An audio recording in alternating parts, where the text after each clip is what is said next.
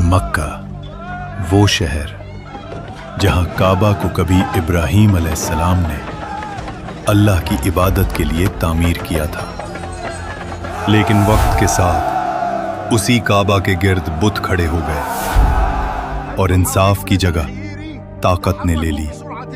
अमीर के लिए कोई कानून नहीं था और गरीब जुल्म और भूख के नीचे पिसता जा रहा था। अला तरीन कैफ यंसदिल। मुझे ये कपड़ा पसंद आया, मुझे ऐसे 3 और चाहिए। बिल्कुल,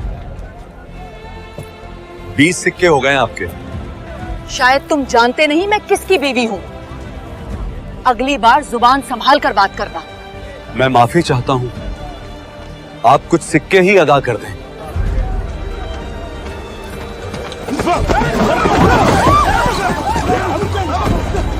लेकिन कुरैश को अभी तक अंदाजा नहीं था कि तारीख एक ऐसे मोड़ पर खड़ी है जहां उनका सबसे करीबी साथी इस्लाम की सबसे बड़ी ताकत बनने वाला है। वो आदमी जिसका नाम सुनकर कमजोर कांप उठते थे, जिसकी तलवार उठती तो लोग रास्ता छोड़ देते थे, और उनका नाम है उमर इब्नुल खत्ताब। मुश्किलात अभी खत्म नहीं हुई थी, ये तो बस शुरुआत थी। रेगिस्तान की तपती हुई जमीन, दूर दूर तक सिर्फ रेत ही रेत, और उस सुनसान रास्ते पर 3 सवार आगे बढ़ रहे थे। उमर इब्नुल खत्ताब, अमर इब्नुल आस और खालिद इब्नुल वलीद। हबशा का सफर अब तक नहीं भूल पाया। नजाशी ने तुम्हारी एक न सुनी, ना सिर्फ न सुनी बल्कि मोहम्मद के साथियों को अपनी हिफाजत में रख लिया है। यही तो बात मुझे समझ नहीं आती। एक आदमी जिसके पास न लश्कर है न दौलत, फिर भी लोग उसके लिए अपनी जान की बाजी लगा देते हैं। सिर्फ मक्का नहीं, अब उसकी बात अरब के बाहर तक पहुंच रही है। हबशा में भी लोग उनकी बातों से मुतासिर थे, लेकिन कुछ बात तो है, उनके साथी कमजोर हैं पर डरते नहीं। शायद इसी वजह से लोग उनकी तरफ खींचे चले जा रहे हैं। अचानक दूर रेत के दरमियान एक कुआं नजर आया। वो देखो पानी, आ जाओ।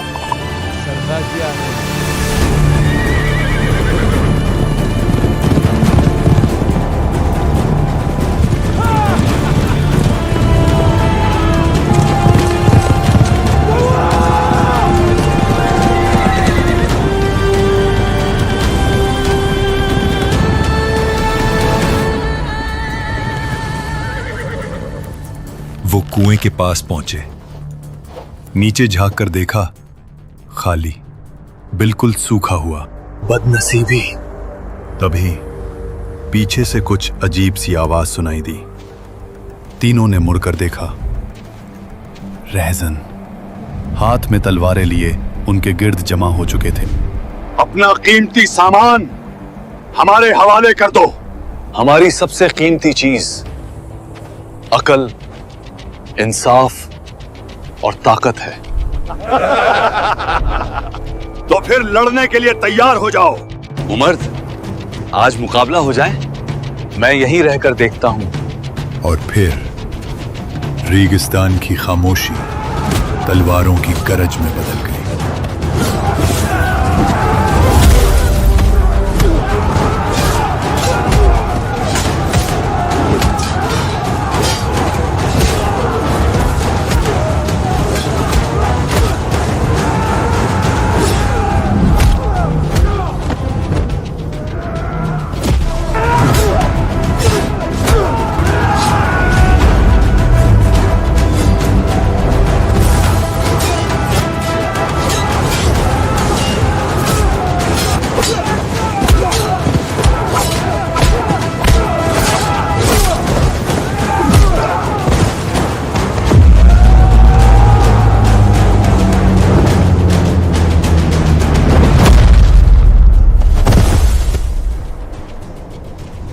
तुम दोनों की ताकत तो वाकई लाजवाब है।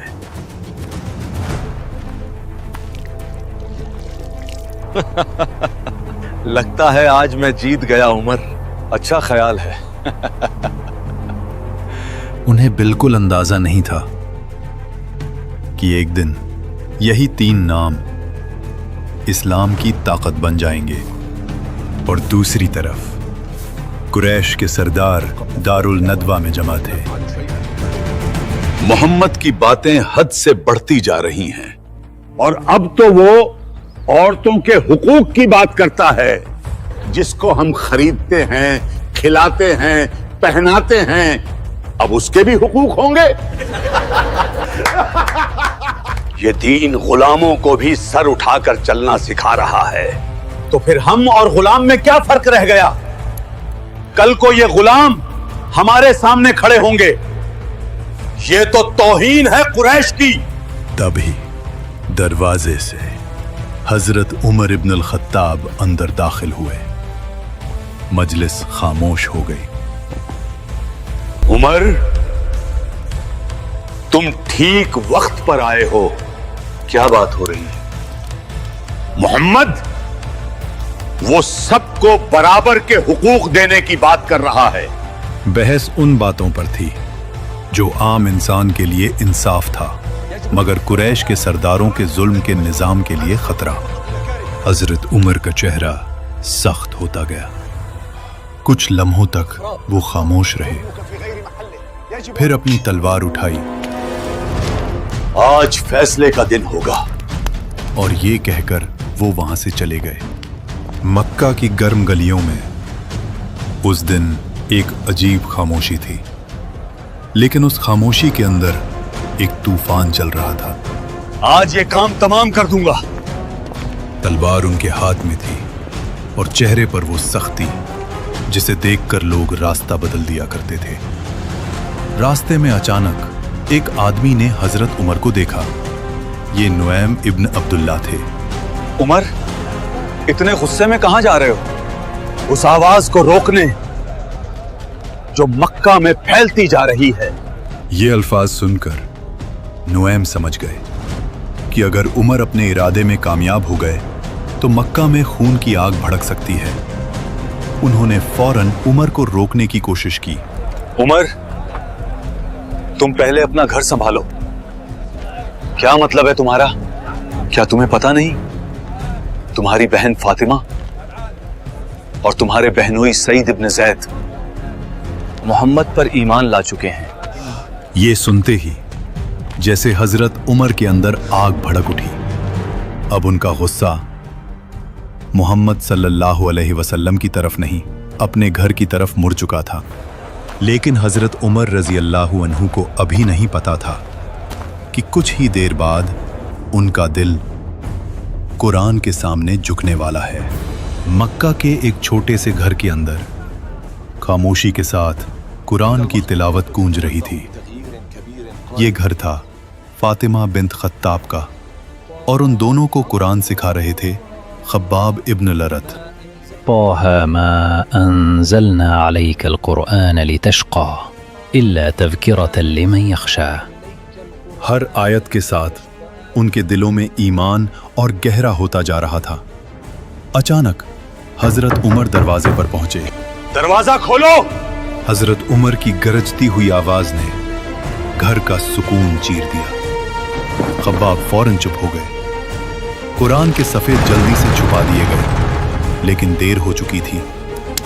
ये मैंने क्या सुना है? उमर, मेरी बात सुनो।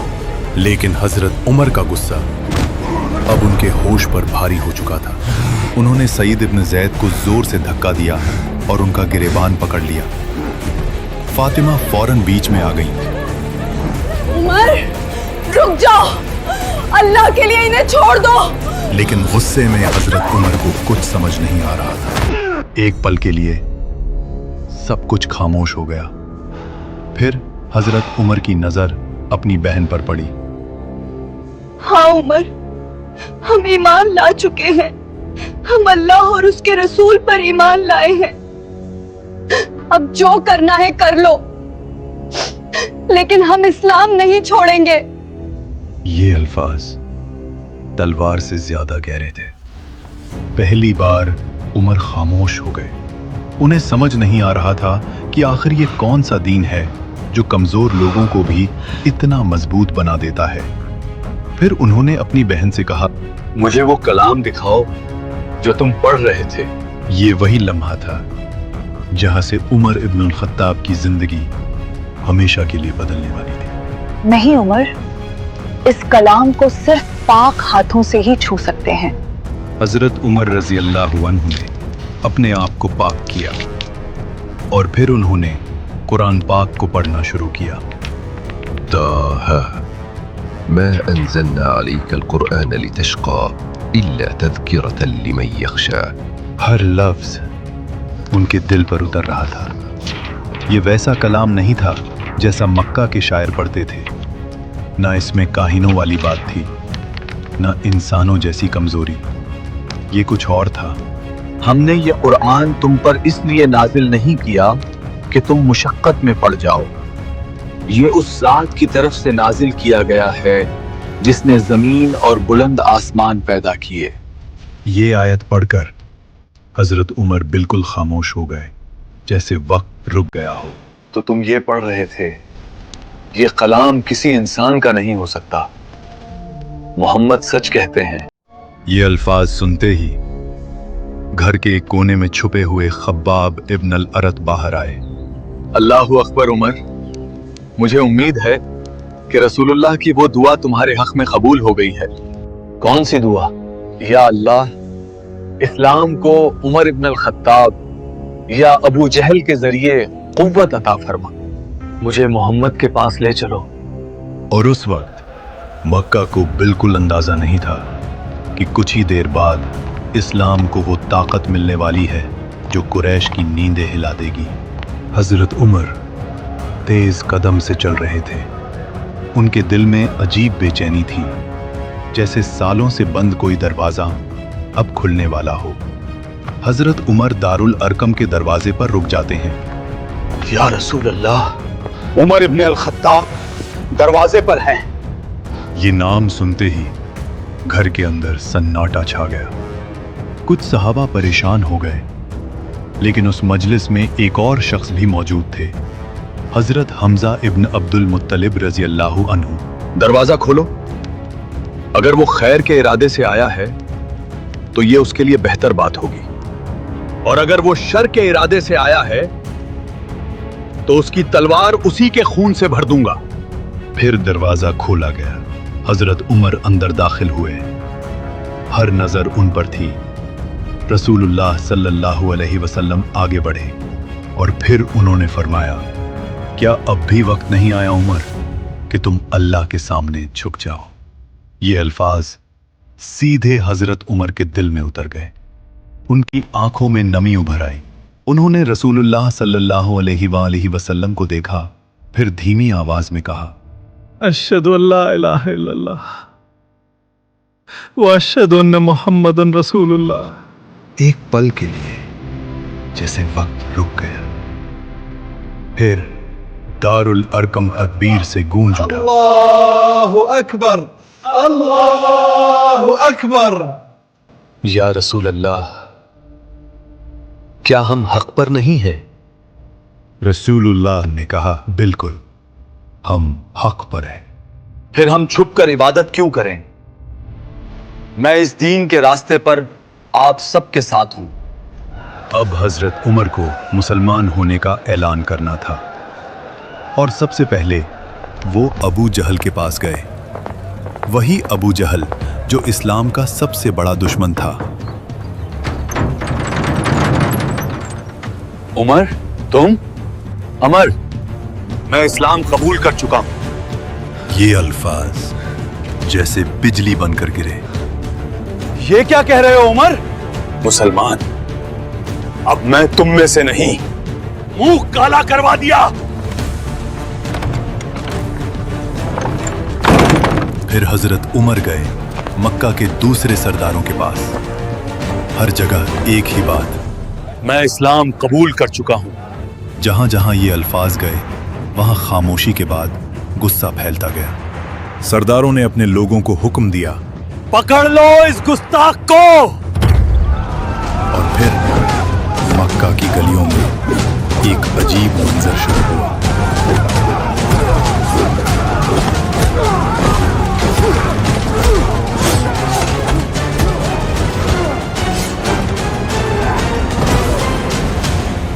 रुक जाओ उमर।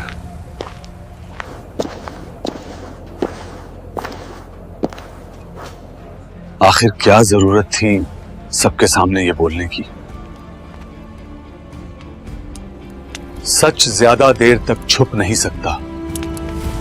मैंने तो सिर्फ सच को झूठ से अलग किया है, जैसे अल्लाह ने अलग किया है दिन को रात से। और फिर पहली बार मुसलमान सफों में निकले। एक तरफ हजरत हमजा, दूसरी तरफ हजरत उमर, और दरमियान में अल्लाह के रसूल सल्लल्लाहु अलैहि वसल्लम। कुरैश देखते रह गए। इस्लाम अब सिर्फ एक छुपी हुई दावत नहीं रहा था। कुरैश के सरदार दारुल नदवा में जमा हुए, जहां हर चेहरा परेशान था। हमजा और उमर दोनों इस्लाम में दाखिल हो चुके हैं। मोहम्मद को रोकना होगा, वरना पूरा अरब बदल जाएगा। फिर एक ही रास्ता है, उन्हें कमजोर करो, उन्हें अकेला करो और उन्हें भूखा मारो। ये अल्फाज मक्का की तारीख का एक काला मोड़ थे, क्योंकि अब जुल्म सिर्फ तनकीद या मारपीट तक नहीं रहा। अब ये एक निजाम बनने जा रहा था। कलम चला, लफ्ज लिखे गए और फैसला तय हो गया। बनु हाशिम और बनु मुख्तलिब, आज से हर रिश्ता तोड़ दिया जाएगा। न खरीदो फरोख्त, न शादी, न मदद, सिर्फ तन्हाई। और ये मुआहिदा लिखकर काबा के अंदर लटका दिया गया। अब मक्का की हवा भी जैसे भारी हो गई, क्योंकि अब जुल्म सिर्फ एक रसूल पर नहीं बल्कि पूरी नस्ल पर होने वाला था। कुरैश का फैसला साफ था, या मोहम्मद को छोड़ दो या भूख और तकलीफ बर्दाश्त करो। फिर वो दिन आया जब बनु हाशिम और बनु मुत्तलिब अपने घर छोड़कर निकलने लगे। बच्चे, बूढ़े और औरतें सब शब अबी तालिब की तरफ जा रहे थे। ये मक्का के बाहर एक तंग और सुनसान वादी थी। पत्थर, गर्म हवा और तन्हाई। हजरत अबू तालिब अब भी रसूलुल्लाह सल्लल्लाहु अलैहि वसल्लम की हिफाजत में खड़े थे। दिन गुजरते गए, भूख बढ़ती गई। अम्मी, भूख लगी है। रातों में बच्चों की रोती हुई आवाजें गूंजती थीं।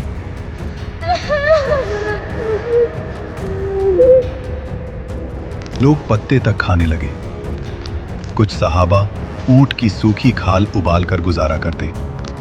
कुरैश ने सबको हुक्म दिया था, कोई खाना या सामान वादी तक न पहुंचे, और अगर कोई मुसलमान कुछ खरीदने आता है तो कीमत इतनी बढ़ा दो कि वो खाली हाथ लौट जाए। अब देखते हैं इनका अल्लाह इनको कैसे बचाता है। कुरैश की साजिशों की वजह से अबू तालिब को डर था कि किसी रात रसूलुल्लाह पर हमला न हो जाए। इसीलिए वो हर रात नबी सल्लल्लाहु अलैहि वसल्लम की जगह बदल देते।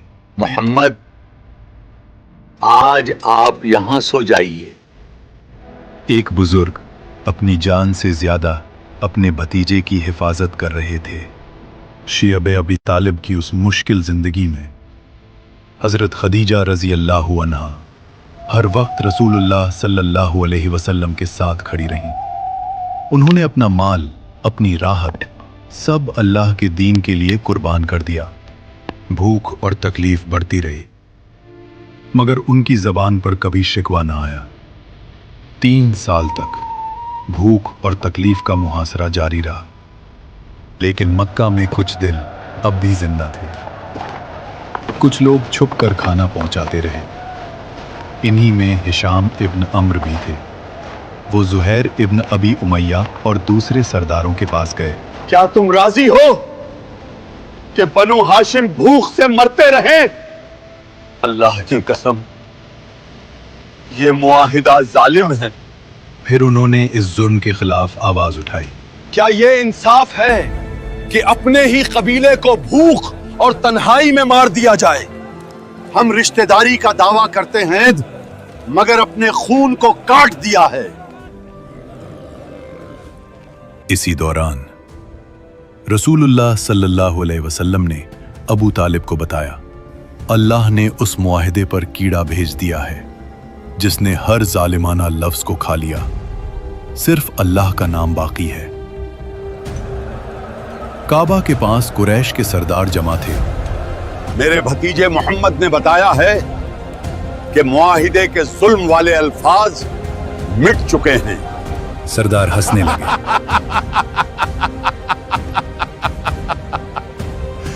معاہدہ نکالا گیا اور چہروں کے رنگ بدلنے لگے کہ کیڑے نے واقعی ہر ظالمانہ جملہ کھا لیا تھا، صرف اللہ کا نام باقی تھا. ہر طرف خاموشی چھا گئی. یہ بھی محمد کا کوئی جادو ہے. لیکن کچھ دل ہل چکے تھے اور اسی دن وہ ظالمانہ معاہدہ ختم کر دیا گیا. 3 سال بعد بنو ہاشم وادی سے باہر نکلے. ان کے جسم کمزور تھے مگر ایمان پہاڑوں سے مضبوط ہو چکا تھا. لیکن مکہ کا امتحان ابھی ختم نہیں ہوا تھا، اب قریب تھا. عام الحزن،